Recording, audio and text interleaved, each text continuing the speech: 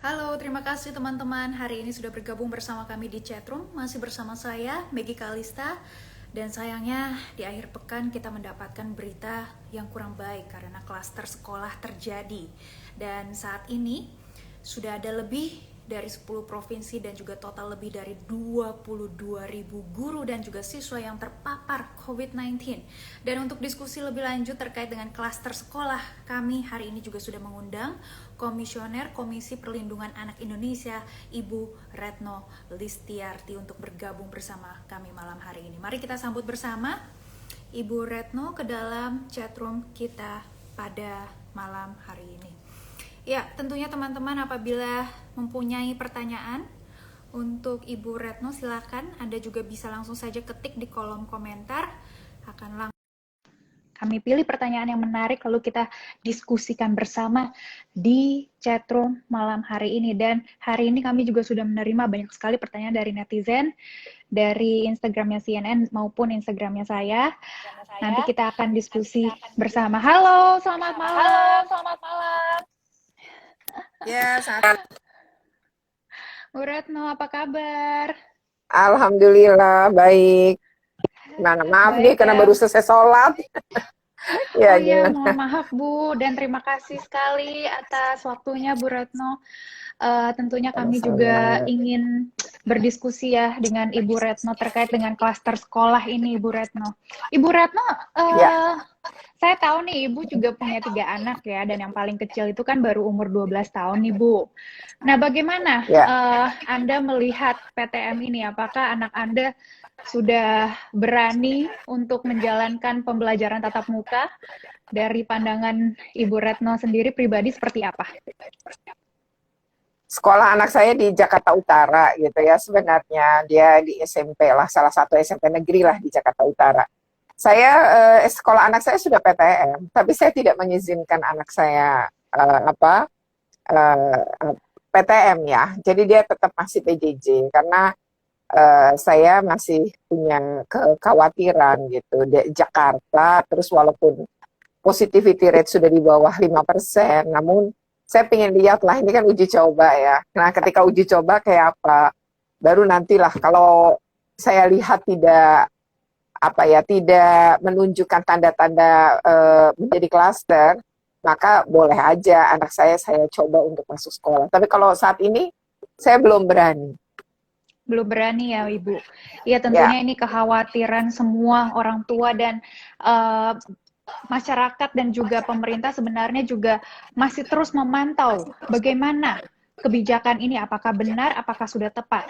Tapi sebelum kita masuk ke PTM nih Ibu, kami juga ingin mengetahui Indonesia kan sebenarnya sudah menjalankan pembelajaran jarak jauh dari Maret 2020 ya Bu, dan kemudian baru saja di bulan Agustus 2021 pemerintah mulai pembelajaran tatap muka. Nah ini prosesnya sebenarnya cukup panjang untuk kebijakan ini dieksekusi di lapangan. Bagaimana evaluasi pembelajaran di masa pandemi 1,5 tahun terakhir ini, Bu Retno?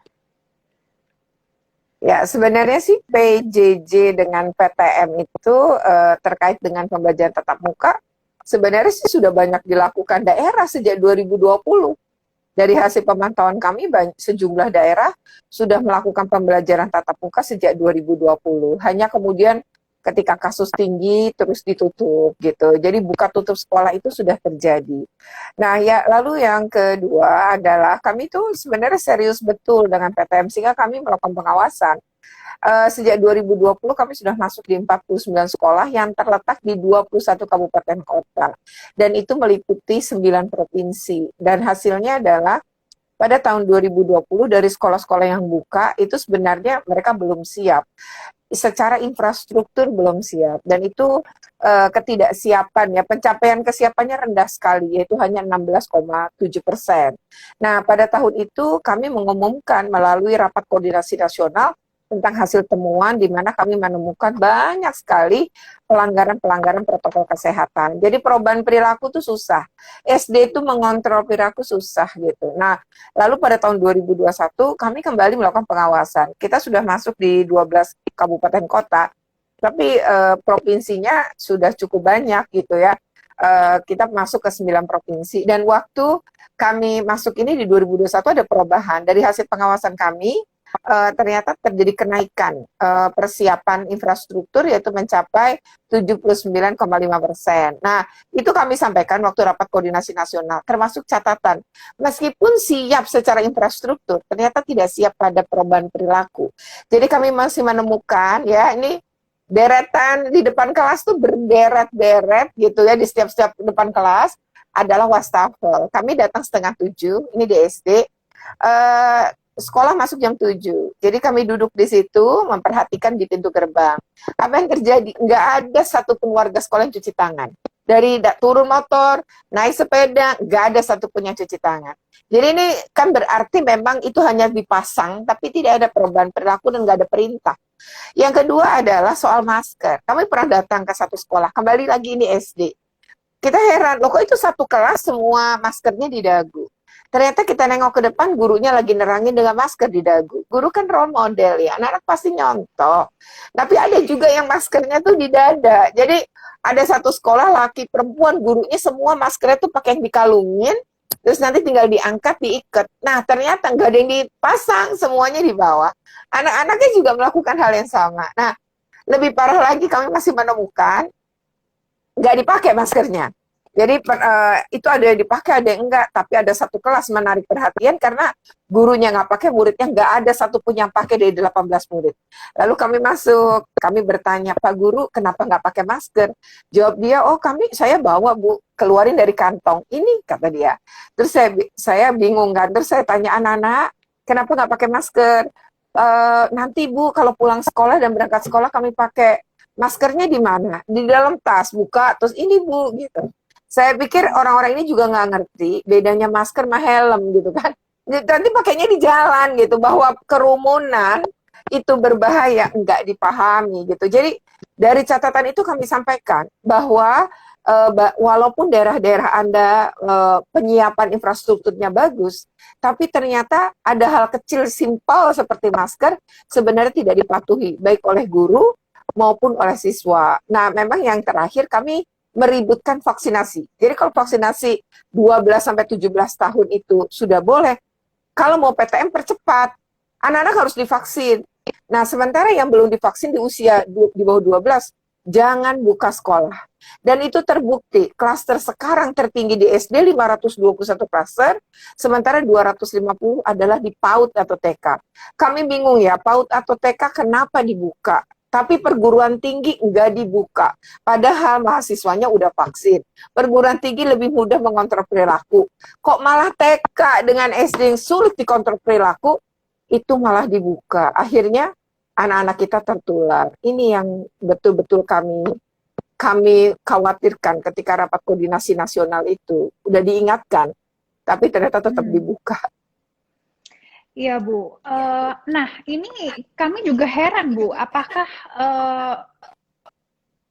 tadi Anda juga sudah menyebut terjadi paling banyak klaster sekolah ini di SD. Ada sebanyak 583 klaster, lalu ada juga di SMP 244 klaster dan di PAUD 251 klaster ya. Ini angkanya ini sangat mengejutkan sekali.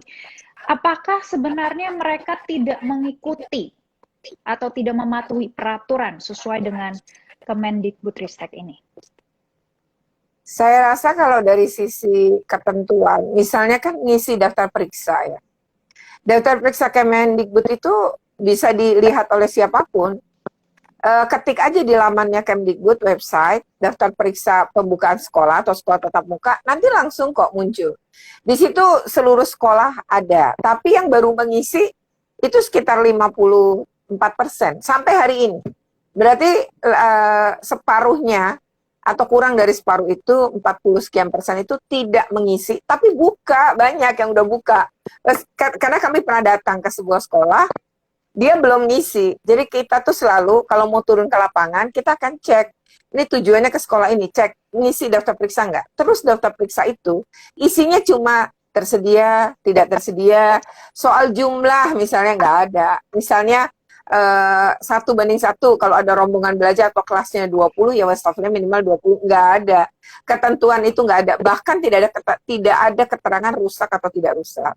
Nah, kami datang itu pasti ngebuka wastafel gitu ya, atau Cuci tangan kan banyak yang bentuknya hanya kendi, ada yang bentuknya macam-macam lah ya. Tapi yang prinsipnya tersedia cuci tangan dan sabun. Kalau kami kan begitu. Nah, ketika kita lihat itu dari sisi itu sebenarnya ada daerah-daerah bahkan tidak punya termogan, ya buka juga gitu. Jadi artinya dari sisi itu kami juga mendorong sebenarnya udah waktu rapat koordinasi. Tolong jangan sekedar ngisi, tapi lihat di lapangan, cek gitu, karena kita akan melindungi anak-anak kita. Lalu yang berikutnya juga sebenarnya kami menekankan pada perubahan perilaku. Itulah kenapa SD dan TK tidak kita rekomendasi. Karena memang pertama belum divaksin, yang kedua mereka sulit dikontrol perilakunya. Jadi kami memang meminta untuk kelas jenjang yang paling tinggi dulu. Misalnya perguruan tinggi, ya itu memang bukan kewenangan KPAI karena kan usianya udah bukan anak. Tapi SMA, SMK kan masih anak. Jadi kami mohon dari situ dulu. Kalau SMA, SMK patuh, maka sebenarnya baru bolehlah buka SD. Kalau buka SMP. Kalau SMP juga terlihat patuh pada prokes, bolehlah buka SMP. Jadi itu SMP, SD, TK itu lihat dulu kepatuhan di kelas atasnya. Nah, itu bisa salah satu menjadi pengontrol. Yang berikutnya lagi ya, ini kan gini ya, main buka yang kami khawatirkan gitu dengan PPKM level 3 misalnya disebutin level 3 berarti zonanya mungkin kalau pakai zona kira-kira itu orange. Nah, kalau orange kemudian itu kan artinya masih punya resiko tertular kan. Nah, artinya masih ada kasus-kasus kan.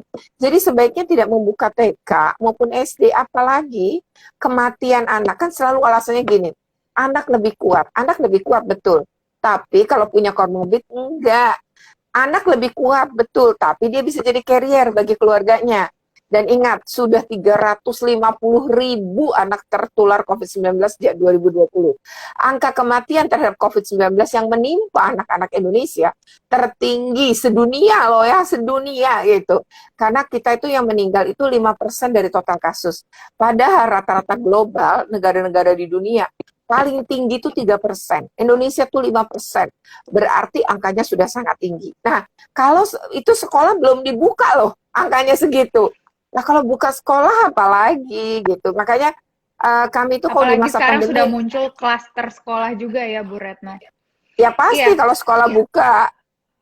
iya Bu Retno, ini kami juga ingin mengetahui, sebenarnya kan syarat menggelar PTM ini kan harus vaksinasi guru maupun siswanya, tapi banyak sekolah tidak memiliki izin PTM, sudah nekat menjalankan pembelajaran tatap muka nih Bu Retno. Kenapa ini bisa terjadi dan bagaimana sistem pengawasannya dan sanksinya nanti seperti apa sebenarnya? Apakah ada sanksi yang jelas kepada sekolah dan juga para gurunya yang tidak mematuhi protokol kesehatan dan juga peraturan dari pemerintah pusat? Sebenarnya sih kalau kami KPAI tidak punya kewenangan memberikan sanksi, hukuman tuh nggak punya. Kewenangan itu sebenarnya berada di dinas-dinas pendidikan. Sementara buka sekolah itu kewenangannya juga pemerintah daerah. Jadi menurut kami harusnya menjadi pertimbangan gitu ya. Pertama itu kalau lagi masa pandemi kayak gini atau wabah, dalam Undang-Undang Dasar 45, dalam Konvensi Hak Anak, yang harus dipenuhi pertama pada anak-anak itu hak hidup. Yang kedua baru hak sehat. Dan yang ketiga, hak pendidikan baru kalau diurut. Artinya kalau anaknya tetap sehat, tetap hidup, maka ketertinggalan pelajaran masih bisa dikejar. Kalau anaknya udah kita pinterin, dia masuk sekolah, terus istilahnya udahlah kita berhasil dipinterin, tapi kemudian dia tertular, dan setelah tertular dia meninggal. Nah, apakah ini kemudian ada gunanya gitu setelah dipinterin? Jadi menurut kami yang utama itu sekarang bagaimana menjaga anak ini tetap sehat dan tetap hidup gitu. Jadi itu yang harusnya menjadi pertimbangan, kepentingan terbaik bagi anak seperti itu yang menjadi pertimbangan daerah.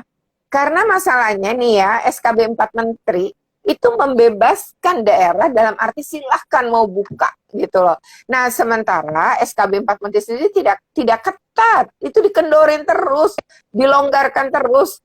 Lalu di SKB 4 Menteri itu kan hanya guru yang harus divaksin. Nah, sementara vaksinasi guru aja dari 5 juta baru kecapai 1,9 juta.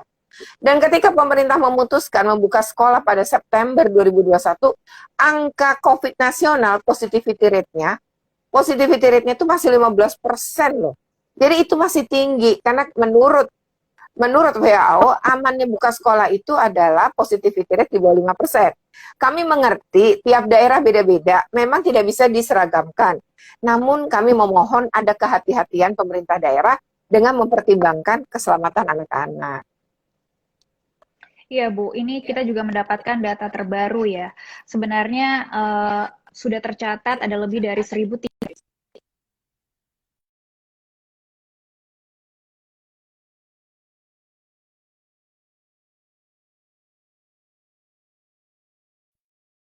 juga menyimpuli ya seperti itu. Semuanya kita masih belum bisa mengadaptasi kebiasaan baru dan apalagi anak-anak yang di bawah umur ini mereka juga masih belum terbiasa dengan kegiatan-kegiatan. Mungkin mereka sudah dikurung terlalu lama juga ya, apalagi waktu mereka langsung lihat teman-temannya di sekolah. Nah, ini ada kemungkinan mereka juga tidak menerapkan protokol kesehatan dengan ketat, apalagi mereka masih di bawah umur. Nah, apakah semuanya ini bisa kita simpulkan? Kita belum siap menjalankan pembelajaran tatap muka. Mungkin nggak bisa disimpulkan begitu juga, karena sebenarnya dari hasil pengawasan kami, banyak sekolah dan banyak daerah juga yang udah siap. Hanya jumlahnya kan tidak terlalu banyak. Nah, tapi praktek-praktek baik ini mestinya itu menjadi contoh, dilihatin dulu. Tapi kan ini masih uji coba juga ya. Nah, artinya tuh sebenarnya kalau kemudian dibilang nggak siap tuh nggak siap dari infrastruktur, sebenarnya siap. Yang paling nggak siap menurut saya adalah dari sisi perubahan perilaku. Karena sebenarnya kalau mau buka sekolah harusnya berpatokan di 5 siap. Siap daerahnya, siap sekolahnya, siap gurunya, siap orang tua, dan siap anaknya. Karena kalau daerahnya nggak siap, misalnya kada terkonfirmasi COVID seperti sekarang, apa yang harus dilakukan daerah? Siap nggak sistem kesehatan daerah? Karena kami melihat ya, kan Pak Mas Menteri tetap ngotot ini dilanjutkan. Kalau KPAI tidak, ini dihentikan dulu. Ini dievaluasi dulu gitu. Jadi jangan nambah, malah berniat nambah jumlah loh, jumlah sekolah lah. Ini gimana gitu ketika 1.296 aja dari data dia sendiri. Jadi ini mestinya dievaluasi, dihentikan sementara. Nah, bagi sekolah-sekolah yang aman, daerah aman, nanti buka lagi setelah evaluasi dilakukan. Evaluasi melalui rapat koordinasi daerah dan rapat koordinasi nasional.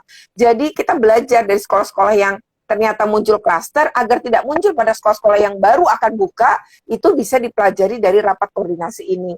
Nah, menurut saya harusnya kita belajar dari kayak begitu. Nah, tapi kalau kemudian, ya udah yang ditutup sekolah yang ada klaster aja. Nah, tapi di sekolah itu banyak sekolah yang buka.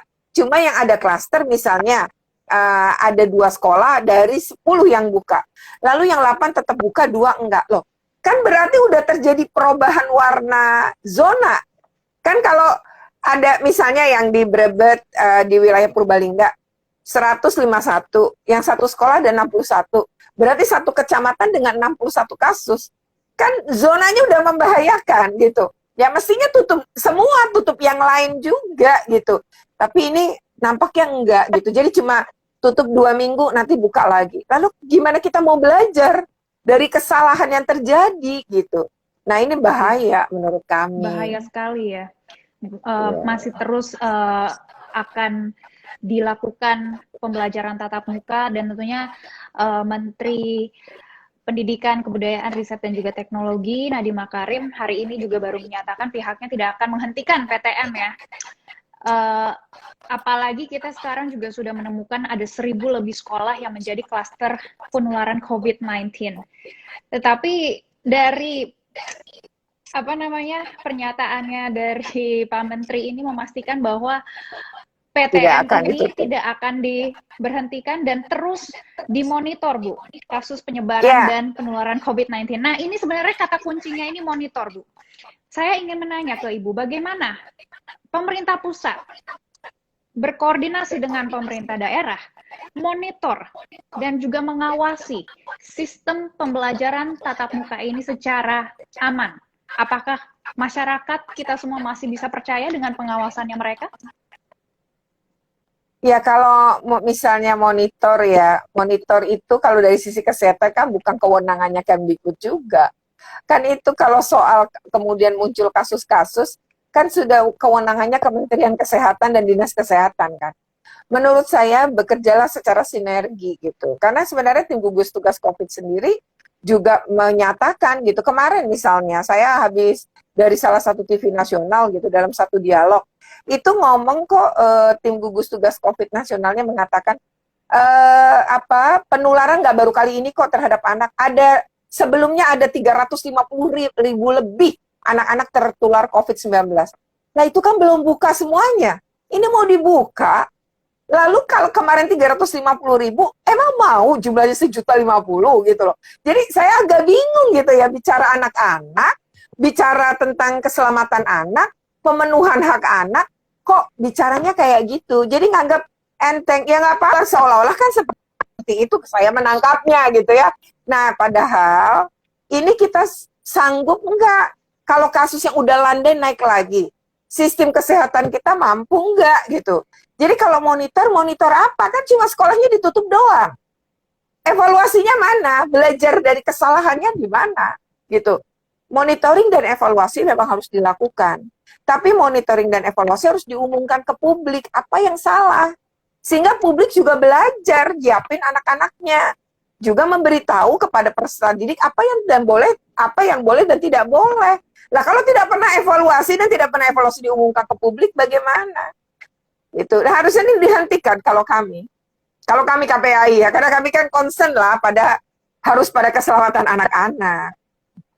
Iya Bu, jadi solusi terbaik menurut Anda saat ini harus dihentikan PTM ini? Sementara, ya sambil dievaluasi dulu.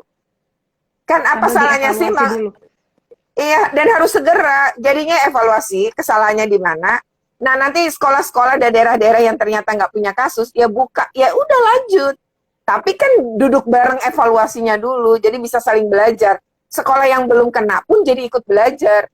Makanya penting kenapa monitoring dan evaluasi, dan bagaimana monitoring dan hasil monitoring dan evaluasi harus diungkap ke publik. Jadi publik juga tahu.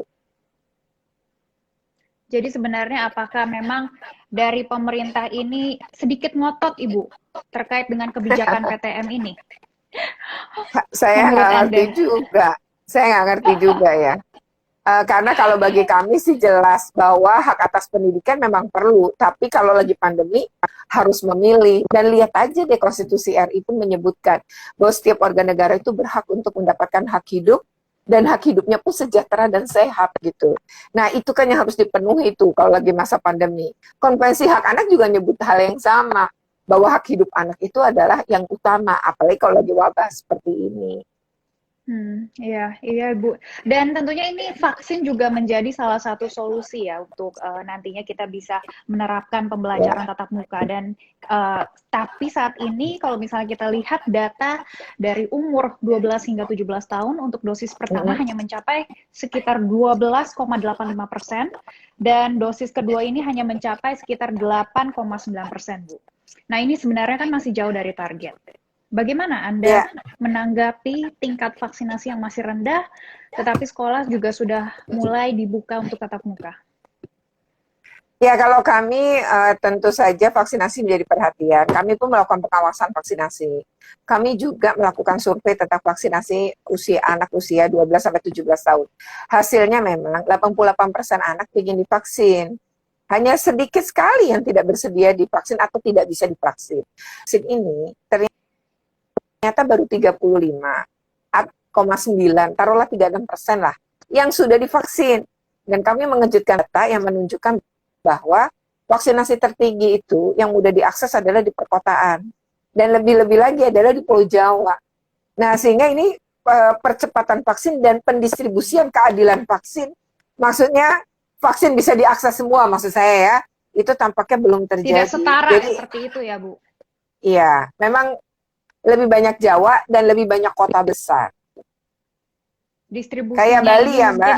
Iya. Ya, kayak Bali, Denpasar itu 94%. Kota Surabaya itu 90%. DKI Jakarta tuh 87%. Tapi ada daerah yang baru 1%. Misalnya Maluku, tetap buka sekolah kan? Dan kemarin ada 6 klaster di Maluku Utara. Maluku Utara tuh baru 1% vaksinasinya. Jadi salah satu alasannya juga distribusi vaksin yang masih belum merata, dan semua anak dan orang tua ingin anaknya divaksin, tetapi vaksinnya ini masih belum tersedia. Itu juga menjadi salah satu masalah juga untuk bangsa kita untuk menjalankan pembelajaran tatap Ya, muka.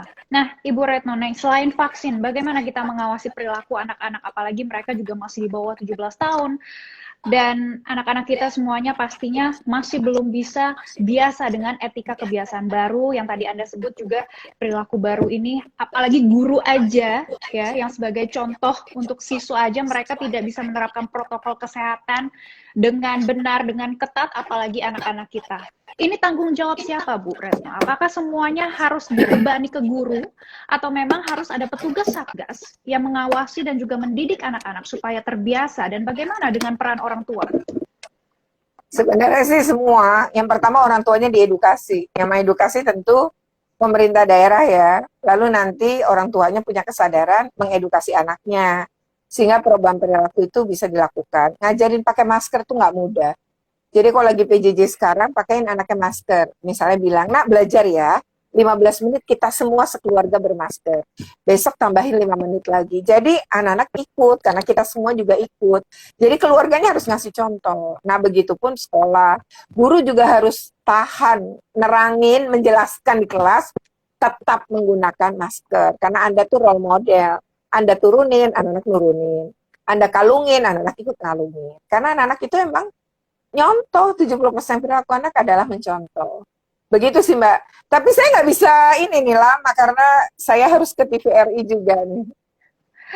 Siap-siap. Terima kasih Ibu Retno atas waktunya, dan tentunya kami juga ingin Sama-sama. mengingatkan pihak sekolah dan juga ini memperhatikan ya semua proses screening kesehatan, pengaturan kapasitas ruangan dan juga jarak antar orang dalam pembelajaran tatap muka. Dan selain saat kegiatan belajar mengajar yang berlangsung, tadi Anda juga menyebutkan pihak sekolah juga harus memperhatikan peluang penularan virus di rumah, lingkungan anak, orang tua, dan juga di perjalanan. Sekecil apapun kasus yang terjadi, jika tidak ditindaklanjuti dengan tracing maupun treatment, maka dapat memperluas penularan. Terima kasih Bu Retno Betul. atas waktunya. Sama-sama. Selamat malam, Oke, salam selamat sehat. malam. Sehat juga.